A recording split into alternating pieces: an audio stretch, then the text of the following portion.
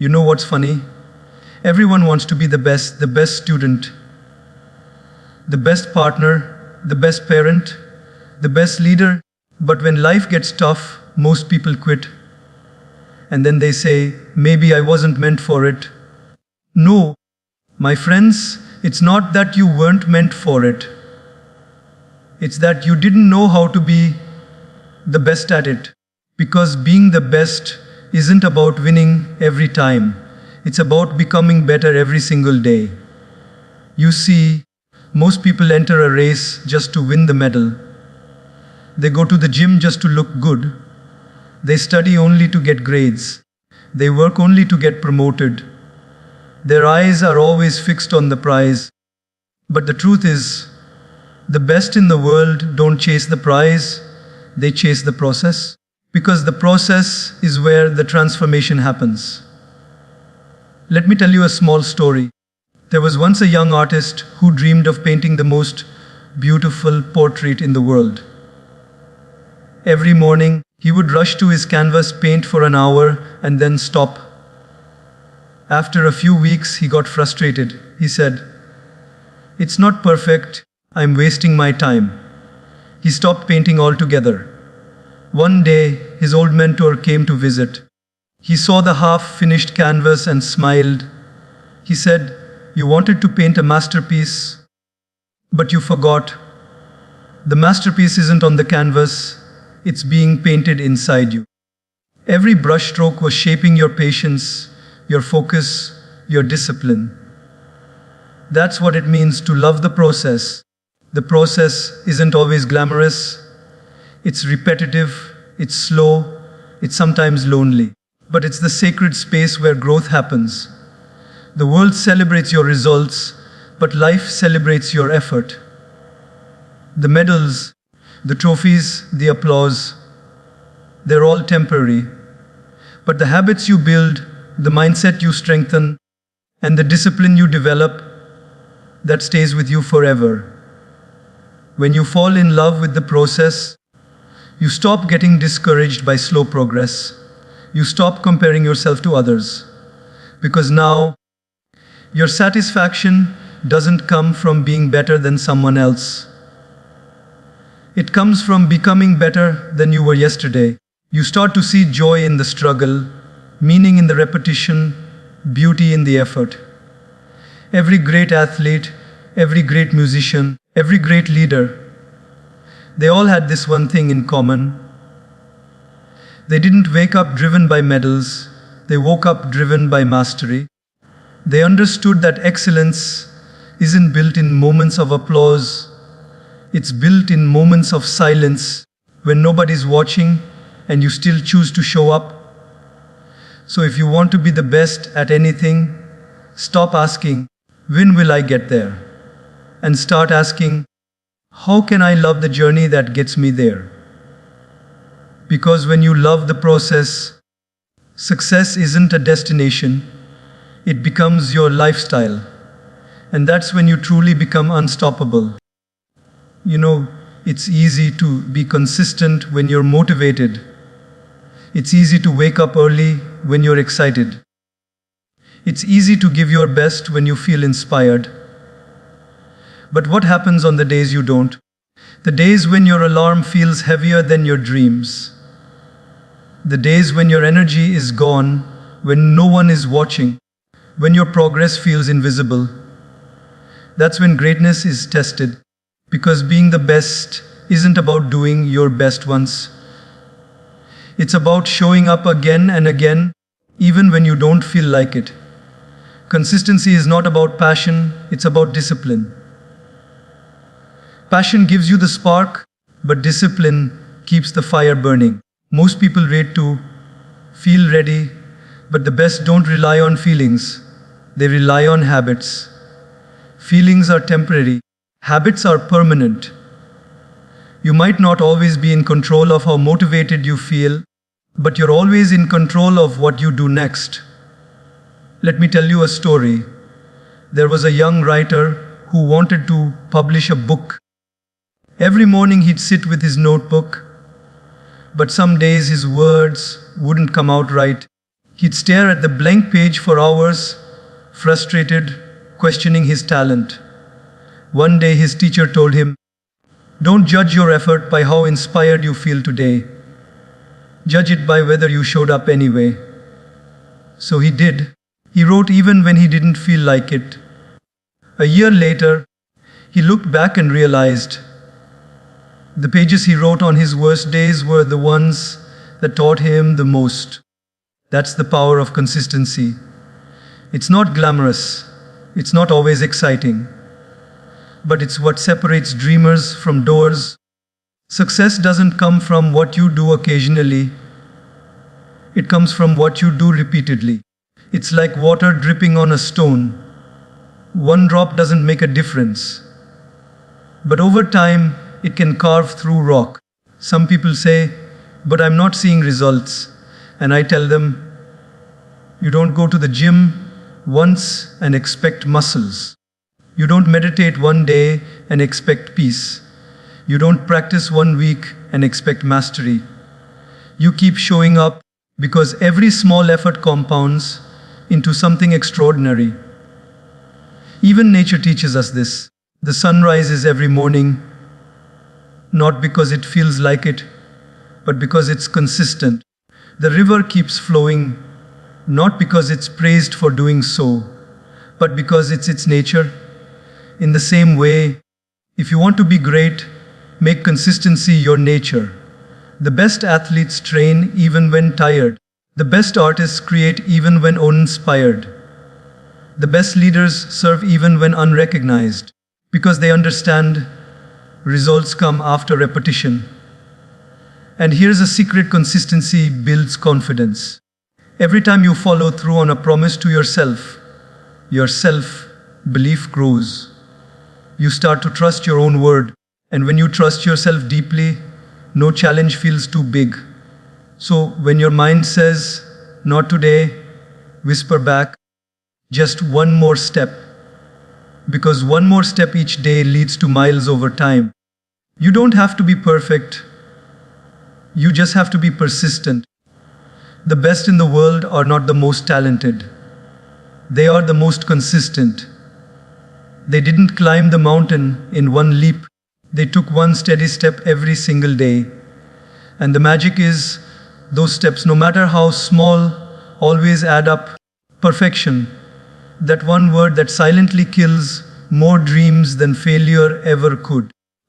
So many people don't even begin because they're waiting for the perfect moment, the perfect plan, the perfect confidence, the perfect version of themselves.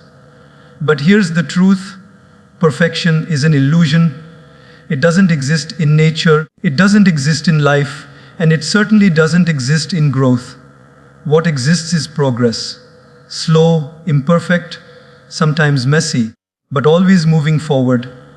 I once met a young man who told me, "I don't want to start my YouTube channel yet because I want everything to be perfect. My camera, my speech, my background, my editing." A year later, he still hadn't uploaded his first video. He had improved nothing because he hadn't even started. I smiled and told him, "You're not waiting for perfection. You're hiding behind it." Because perfectionism often isn't about high standards. It's about fear. Fear of being judged, fear of failing, fear of not being enough. But progress requires courage. It asks you to take that first shaky step, even when your legs tremble. Every expert you admire today was once a beginner who looked foolish at first. The first time they spoke, their voice shook. The first time they performed, they made mistakes. The first time they tried, they doubted themselves. But they didn't stop because it wasn't perfect. They continued until it got better. They didn't chase perfection, they chased progress. And progress rewarded them with mastery. Perfection says, do it right or don't do it at all. Progress says, do it wrong, but do it anyway, because you'll learn. When you shift your focus from perfection to progress, everything changes. Suddenly, Failure becomes feedback, mistakes become lessons, setbacks become setups for comebacks. You stop seeing flaws as proof that you're not good enough and start seeing them as proof that you're growing. You begin to celebrate small wins because small wins accumulated over time create big transformations. Think about how nature grows. The seed doesn't become a tree overnight. It breaks, it bends, it stretches, it survives storms, and it keeps growing silently, patiently, imperfectly. The leaves don't all grow at the same time. Some wither, some fall, some bloom again, yet somehow it becomes a magnificent tree. Why? Because nature never tries to be perfect. It just keeps evolving. The problem with chasing perfection is that it paralyzes you. You keep polishing instead of progressing. You keep editing instead of executing. You keep dreaming instead of doing. And while you're waiting to be perfect, someone else is taking imperfect action and growing through it. The world doesn't reward the one who's perfect, it rewards the one who dares to start. Progress is humble. It doesn't shout. It whispers quietly every day, keep going. You're better than you were yesterday. You may not notice the changes daily, but one day you look back and realize how far you've come. Every drop of effort, every small step, every failure you turned into a lesson. It all adds up. So stop trying to be perfect. Start trying to be better. Don't aim for flawless, aim for fearless. Don't aim to impress, aim to improve. Don't chase the image of perfection. Chase the reality of progress. Because the truth is, even the most perfect people you see are still growing, still learning, still failing quietly behind the scenes. When you learn to love progress, you set yourself free. You no longer fear mistakes, you welcome them. You no longer avoid feedback, you seek it. You no longer wait for the right time, you make this moment right. And that, my friends, is when life begins to open up in the most beautiful way. Because perfection might look impressive from the outside, but progress transforms you from the inside. It builds patience, resilience, humility, and strength. And the best part, you'll never run out of room to grow. You'll never stop becoming. So don't chase being perfect. Chase becoming better. Because perfection ends the moment you think you've arrived, but progress keeps you alive. There's something profoundly humbling about realizing that no matter how much you know, someone else has already walked the road you're just beginning to step on. The people who become the best in any field, they don't just rely on their talent. They learn from those who've mastered the craft before them. They study greatness. They sit at the feet of wisdom. They listen, absorb, and grow. Because the truth is, success leaves clues, and only the humble have the patience to follow them. You see, we live in a world where everyone wants to be a teacher, but very few want to remain a student. Everyone wants to speak, but very few want to listen. Everyone wants to lead, but not enough want to learn how to follow first. But if you look closely at every legend, every master, every icon, you'll find one thing in common. They all had a teacher, a mentor, a guide who shaped their direction. Let me share something with you. There was once a young musician who played beautifully, but he always added his own flair, never following the basic scales his teacher gave him. I already know this, he would say, brushing off his mentor's advice. Years passed, and though he played fast and flashy, something was missing. One day, he listened to his old teacher perform. The notes were simple, but they touched his heart. He realized in that moment that mastery doesn't come from knowing everything. It comes from understanding the depth of what seems simple. That's the power of learning from a master. A master doesn't just give you information, they give you perspective. They don't just show you how to do something, they show you why it matters. They see the mistakes you can't see. They save you from the pitfalls they once fell into. And if you're wise enough to listen, you can compress their decades of experience into your years of effort. But learning from a master requires humility. It means admitting, I don't know. It means being willing to start over, to unlearn, to rebuild. It means surrendering your ego, that little voice that says, I already know this. Because ego is the enemy of growth. The moment you think you know everything, you stop learning. And when you stop learning, you stop improving. Some people fear learning from others because they think it makes them less original. But it's the opposite. When you learn from many sources, your uniqueness grows. You take what others teach and you make it your own. You blend wisdom with your personality, experience, and vision, and that creates authenticity. Think of every great leader, philosopher, or creator. Even they stood on the shoulders of giants. The greatest minds in history were students of those who came before them. They didn't copy. They learned, evolved, and then added their own light. Every innovation, every revolution, every transformation began with someone humble enough to say, teach me. And mentors don't always come wearing titles. Sometimes your greatest teacher is a failure that humbles you.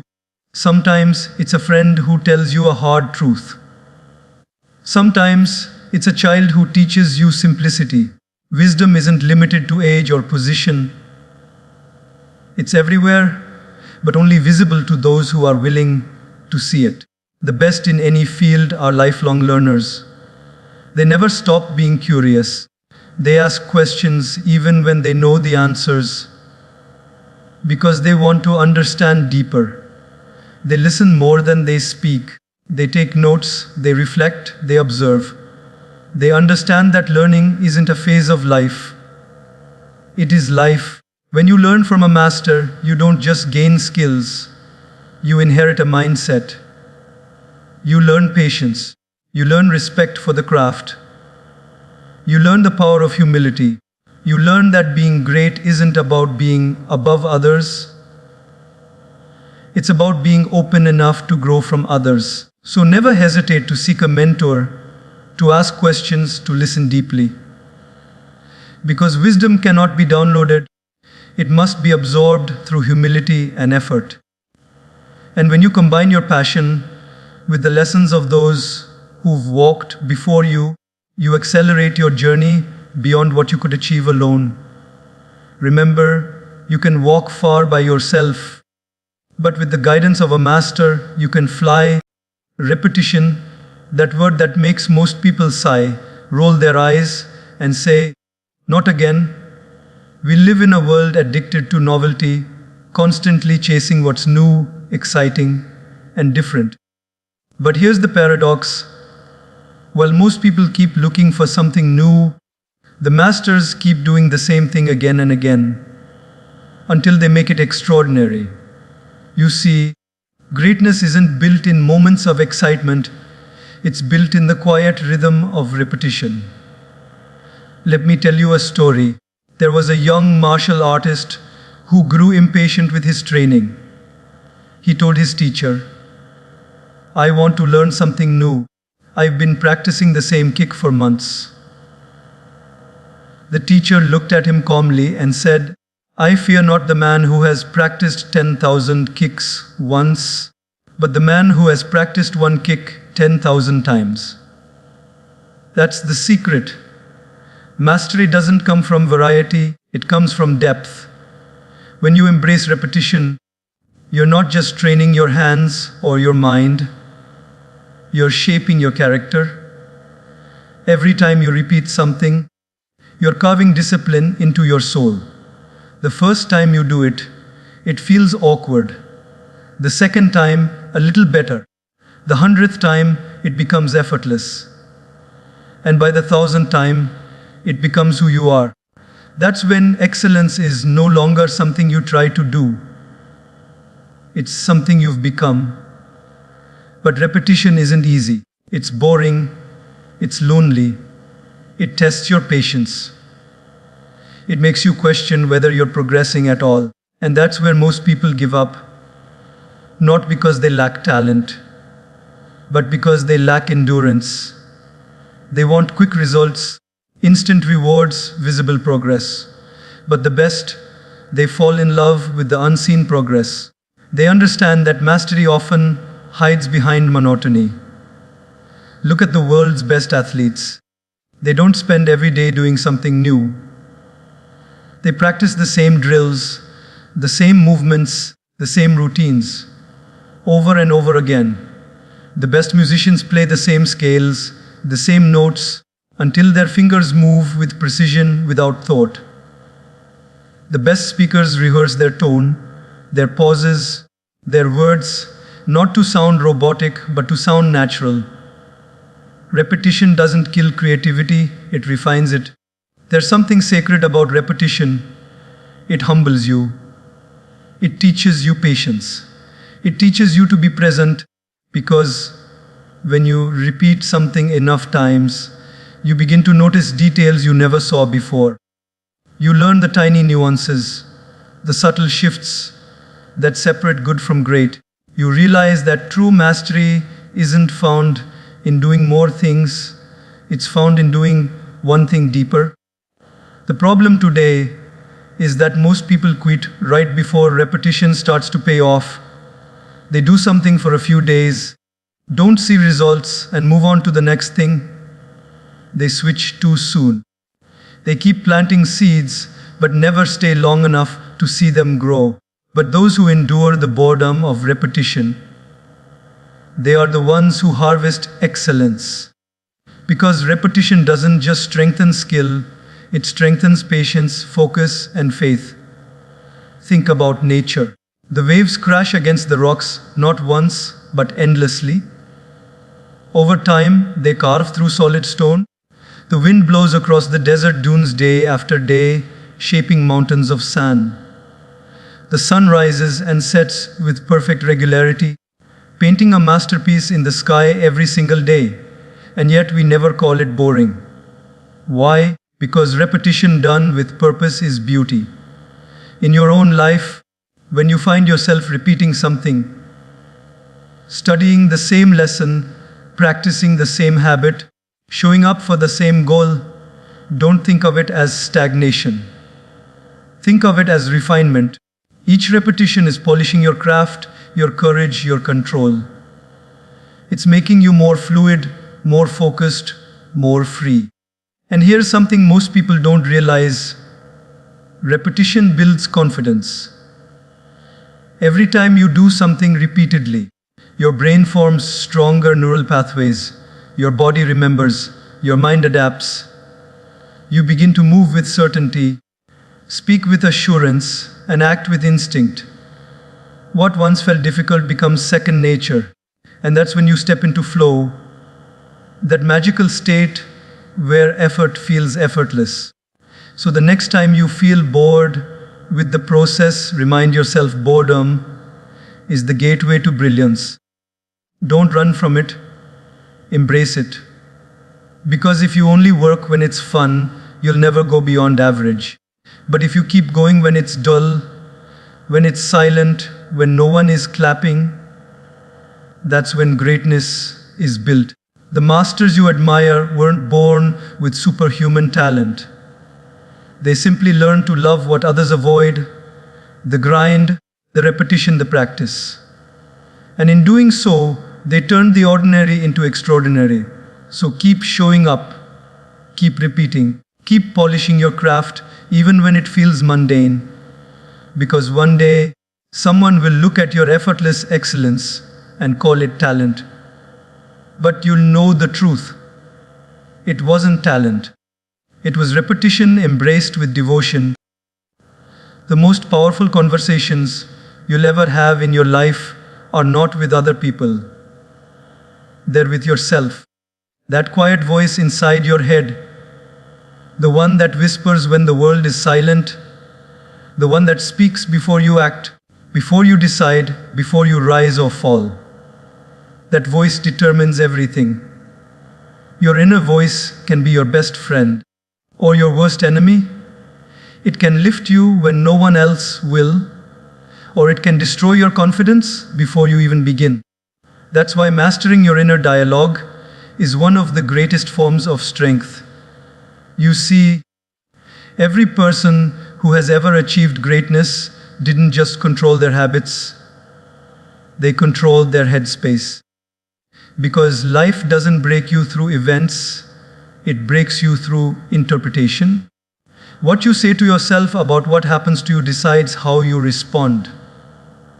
Two people can go through the same struggle. One says, "Why is this happening to me?" and gives up. The other says, "What is this teaching me?" and grows.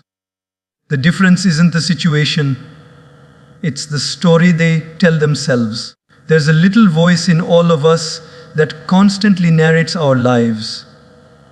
When you fail, it says something. When you're afraid, it says something. When you face a challenge, it says something. The question is, whose voice is it? Is it the voice of your fears, your past failures, your critics? Or is it the voice of faith, of growth, of self-belief? Because if you don't learn to manage that inner voice, it will manage you. Let me tell you a story. There was a runner preparing for a marathon. During training, every time he reached the halfway point, his mind started whispering, "You're tired, you can't go further, you should stop." One day, his coach told him, "The voice in your head will always speak before your body gives up. Learn to talk back." The next time when that voice said, "You can't," he replied, "Watch me." And he finished his best run ever. That's what it means to control your inner voice, to replace doubt with direction. Our brains are wired to protect us from pain, and that's why the inner voice often sounds fearful. It's not evil, it's protective. It says, "Don't try, you might fail," because it wants to shield you from disappointment. But if you keep obeying that voice, you live safely and small. Growth demands that you reprogram your self-talk. Every time your mind says, "I can't," whisper back, "I'll learn how." Every time it says, "I'm not ready," tell it, "I'll never be, but I'll start anyway." The best people in the world have trained their inner voice to become their coach, not their critic. They use self-talk to stay steady under pressure, to stay calm under chaos, to stay focused under failure. When the world tells them, "No," their inner voice tells them, "Go."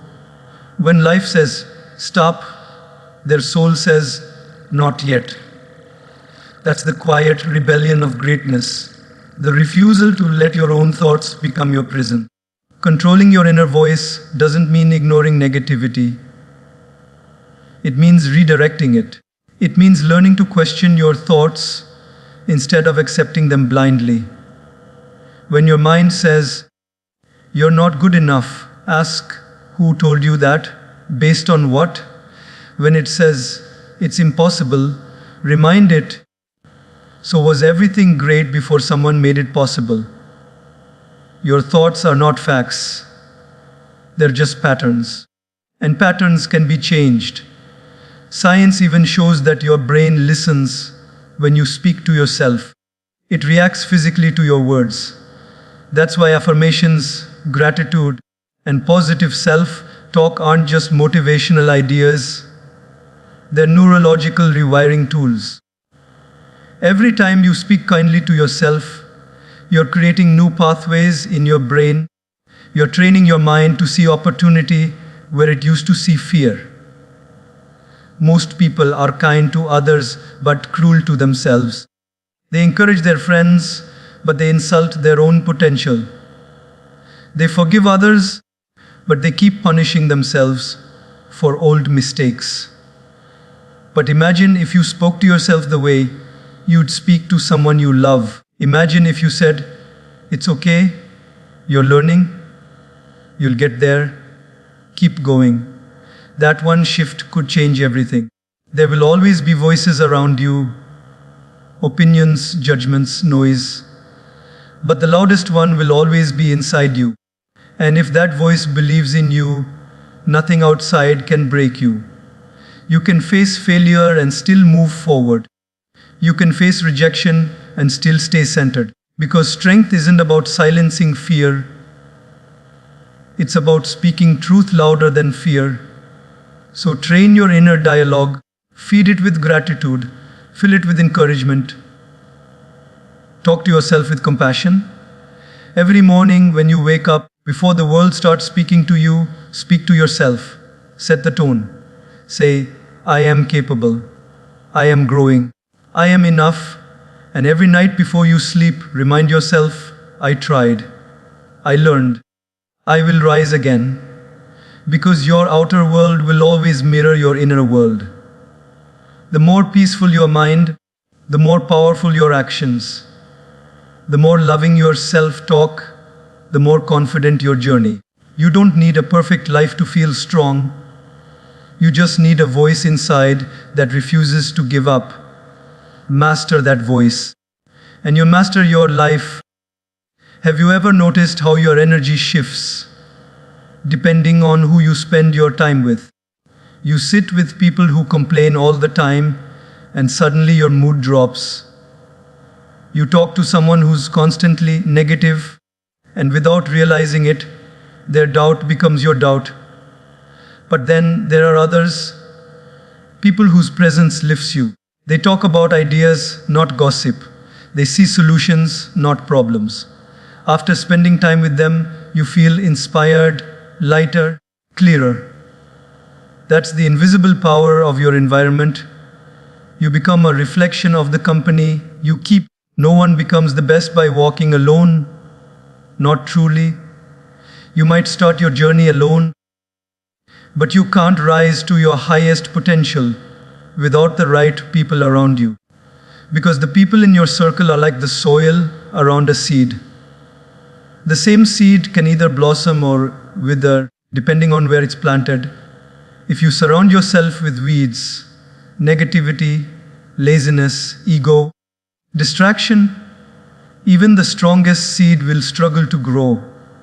But when you're surrounded by light, encouragement, excellence, you flourish. Let me share something. There was once a young student who wanted to become wise. He approached a teacher and said, "I want to be great. Teach me your secrets." The teacher took him to a garden. He pointed to two plants, one tall and vibrant, the other small and weak. He said, they were planted the same day, given the same water, the same care. But one grew beside a tall tree that blocked the sunlight, and then the other stood where light could reach it freely.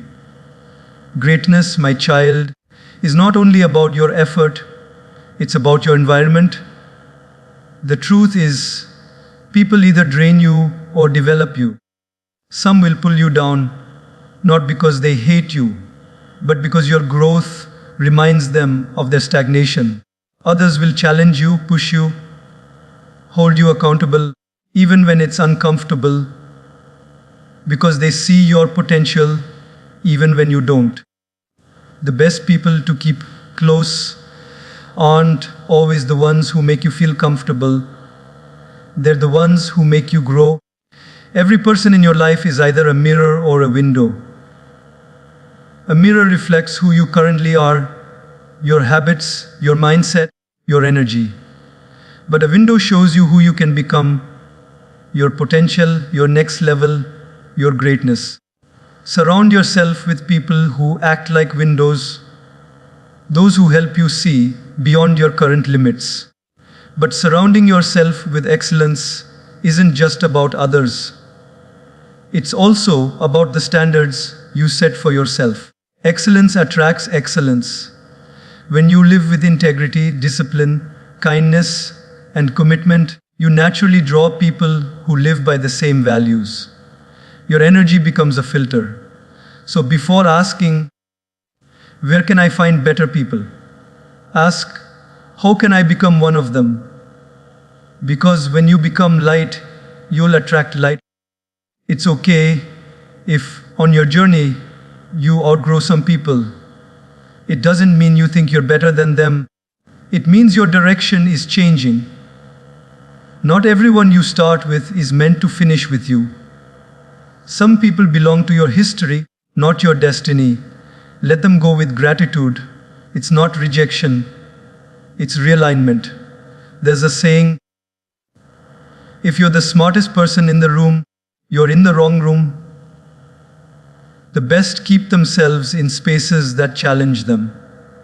They sit with people who make them think, who question their comfort, who expand their vision. Because growth doesn't happen where you feel superior. It happens where you feel stretched. And surrounding yourself with excellence doesn't mean you only need successful people around you. Sometimes it's about surrounding yourself with kind people, with honest people, with grounded people. A wise friend is more valuable than a rich friend. A disciplined companion is more powerful than a talented one. Character will teach you more than charisma ever will. So look around your circle and ask yourself, who do I become when I'm with them? Do they water my faith or my fears? Do they remind me of my purpose or distract me from it? The people around you are like emotional mirrors. You start to reflect their energy, their beliefs, their values. Choose wisely. And if you don't have those kinds of people right now, don't lose hope. Sometimes excellence begins with solitude. Use that time to build yourself, sharpen your skills, and nurture your peace. Because when you're ready, the right people will recognize your energy and walk into your life naturally. Remember, growth is contagious. Excellence spreads. When you're surrounded by people who refuse to settle for average, who celebrate discipline, who live with integrity, you'll start to rise without even realizing it.